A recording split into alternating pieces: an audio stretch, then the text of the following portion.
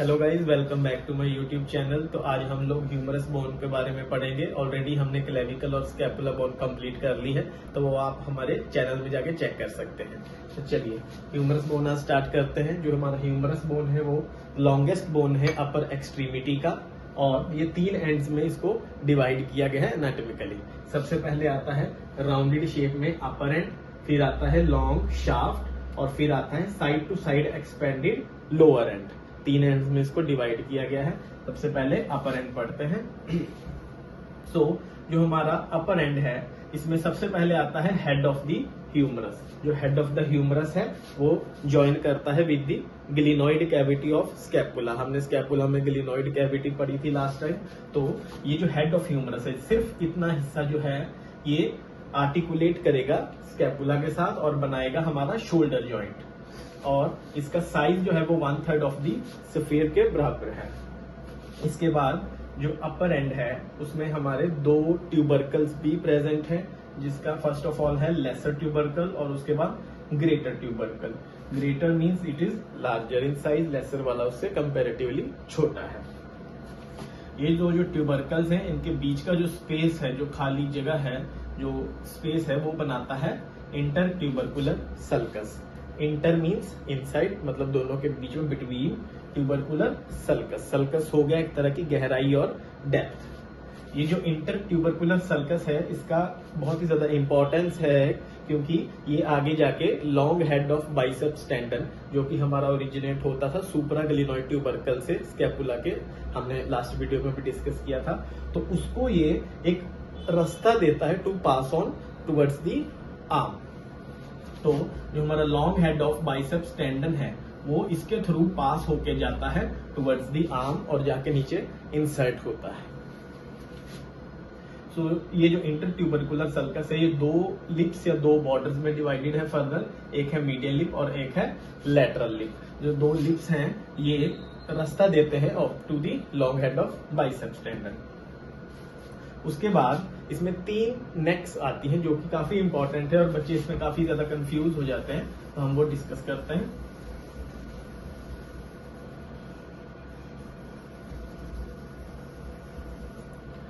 सो 3 next होती हैं हमारी, हमने याद रखना है। सबसे पहले एनाटॉमिकल नेक, उसके बाद सर्जिकल नेक और मॉर्फोलॉजिकल नेक।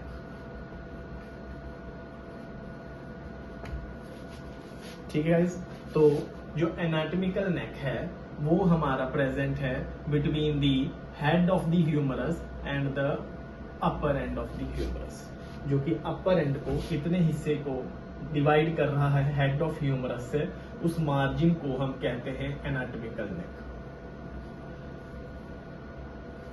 आफ्टर दैट जो अपर एंड और इस शाफ्ट को डिवाइड कर रहा है, अपर एंड और शाफ्ट को जो डिवाइड कर रहा है, उसको हम कहते हैं सर्जिकल नेक। द नेक और the margin which is dividing the upper and and the shaft. जो थर्ड वन है वो है मॉर्फोलॉजिकल नेक। अब मॉर्फोलॉजिकल नेक क्या है, नाम से हमें पता चल रहा है कि ये कोई ग्रोथ रिलेटेड है, morphology of the tissues of the bone.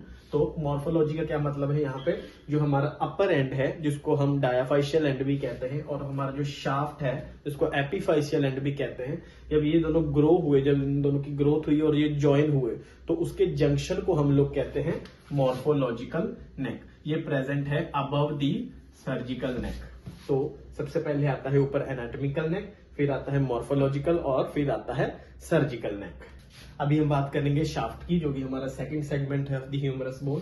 तो मैंने यहाँ पे 2 डायग्राम्स बना ली हैं। सबसे पहले तो जो फ्रंट से हमें दिख रहा है शाफ्ट, और जो बैक से दिख रहा है शाफ्ट। हमारे जो ह्यूमरस बोन है उसमें टोटल 3 बॉर्डर्स हैं। सबसे पहले हमें ये याद रखना है, जो बीच वाला है वो है एंटीरियर बॉर्डर, लैटरली है हमारा लैटरल बॉर्डर, और मीडियली है मीडियल बॉर्डर। 3 बॉर्डर्स हमने याद रखने हैं। जो लैटरल बॉर्डर है वो हमारा from the lateral margin of upper and से आ रहा है। जो हमारा एंटीरियर बॉर्डर है, जो बीच से आ रहा है, वो बना है from the lateral lip of the intertubercular sulcus. हमने पढ़ा था इंटरट्यूबरकुलर सल्कस के दो लिप्स हैं, एक लैटरल लिप और एक मीडियल लिप, और जो लैटरल लिप है वो बना रहा है हमारा एंटीरियर बॉर्डर को।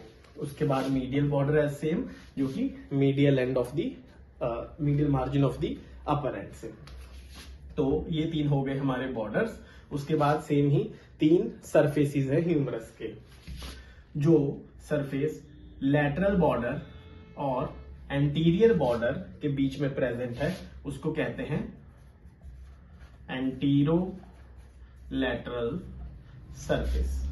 ये है हमारा antero lateral surface. Same medial border और एंटीरियर बॉर्डर के बीच का जो सरफेस है उसको कहते हैं एंटीरो मीडियल सरफेस।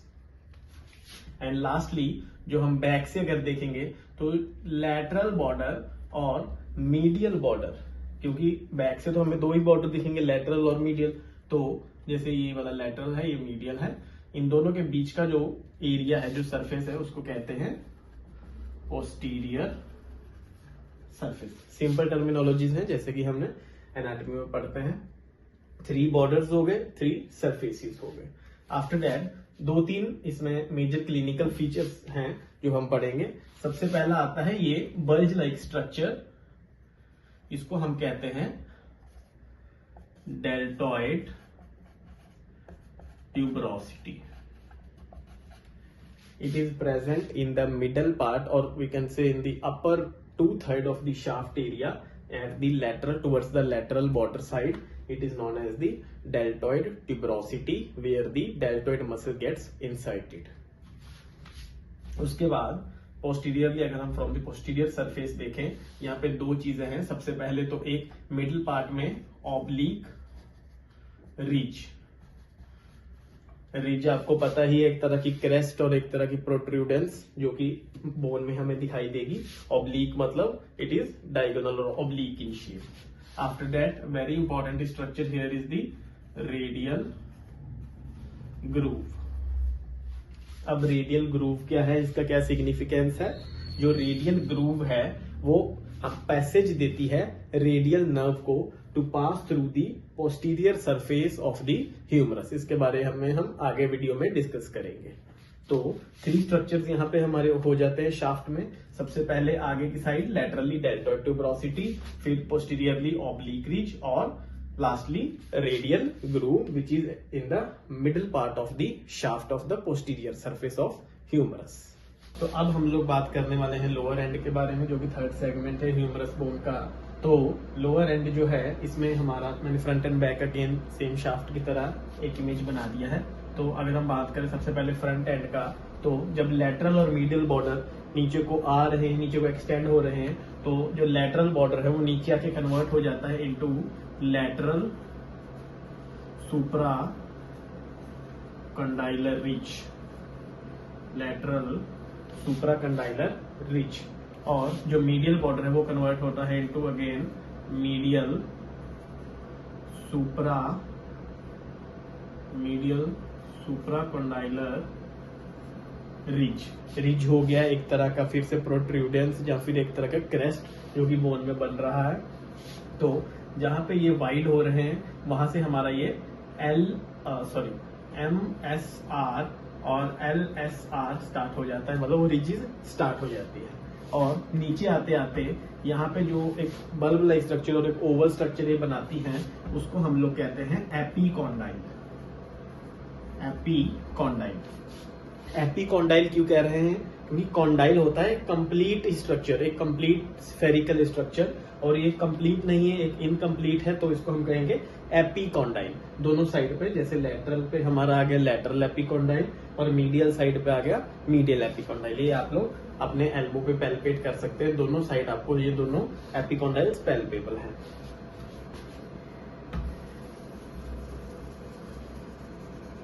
उसके बाद ये जो हम यहाँ पे 2 स्ट्रक्चर देख रहे हैं, एक तो ओवल स्ट्रक्चर है और एक ये टीथ लाइक और पुली शेप्ड स्ट्रक्चर है। बुक में लिखा हुआ है इसको पुली।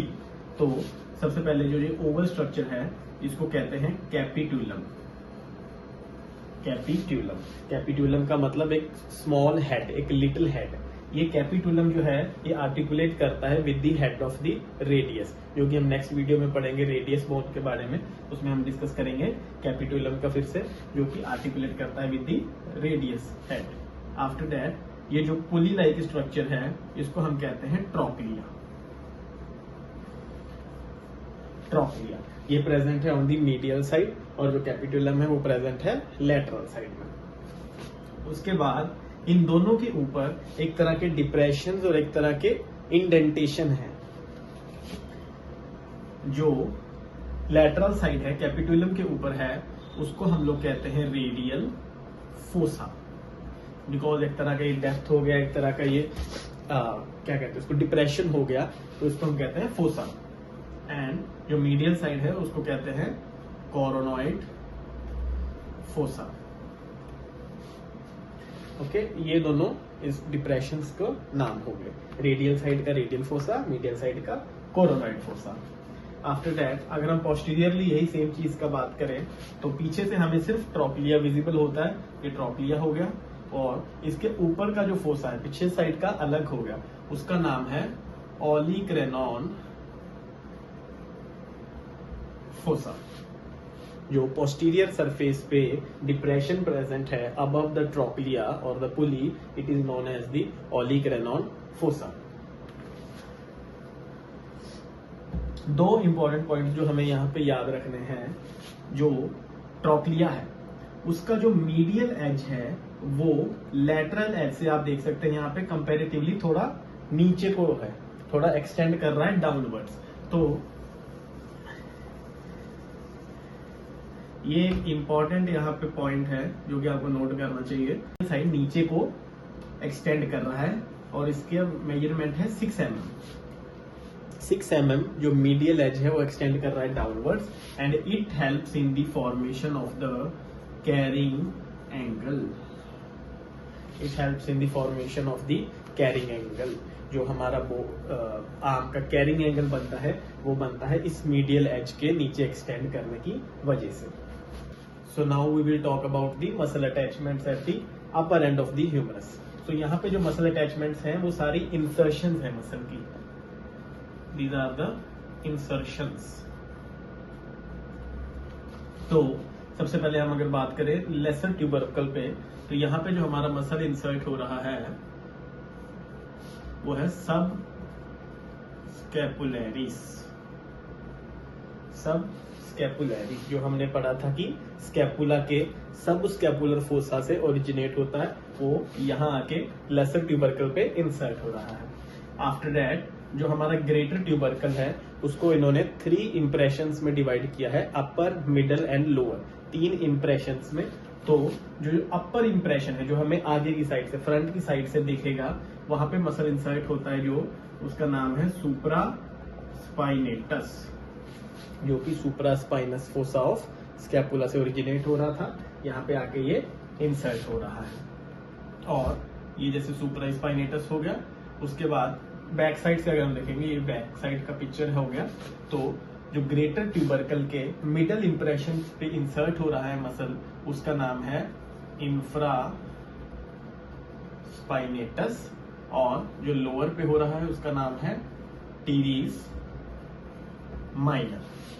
अगर आप नोटिस करेंगे तो एक कंप्लीट 6 मसल जो है, जो कि ओरिजिनेट हुआ था स्कैपुला पे, यहाँ पे ह्यूमरस पे आके इंसर्ट हो रहा है, जिसको हम कॉमनली रोटेटर कफ मसल भी कहते हैं।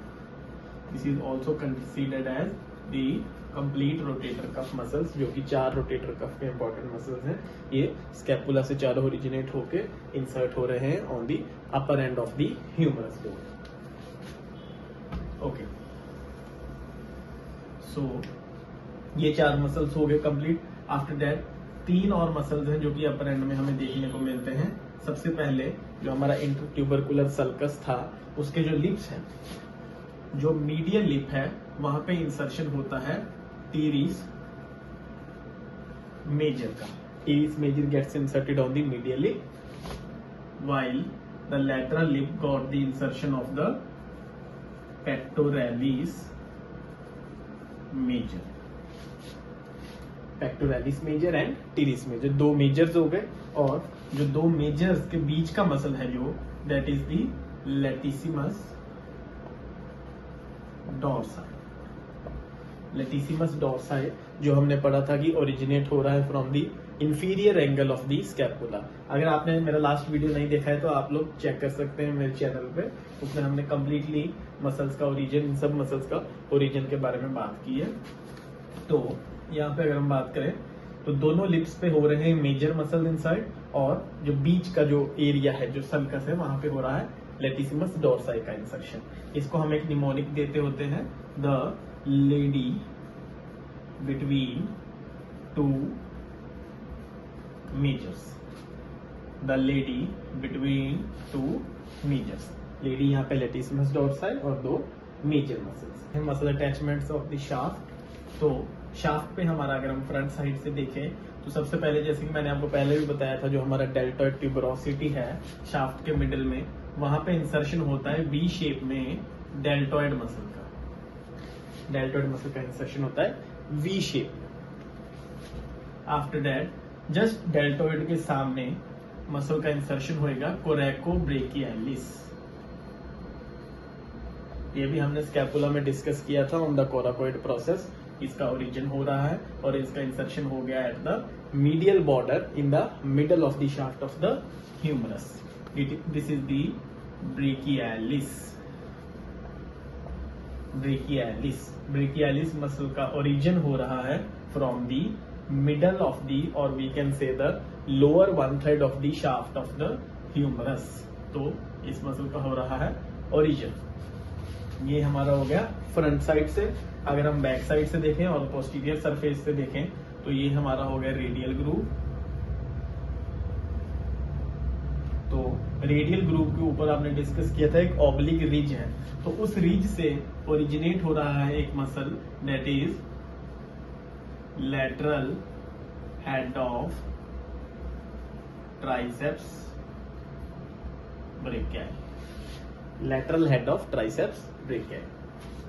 और इस रेडियल ग्रूव के बिलो ओरिजिन हो रहा है मसल का, that is medial head of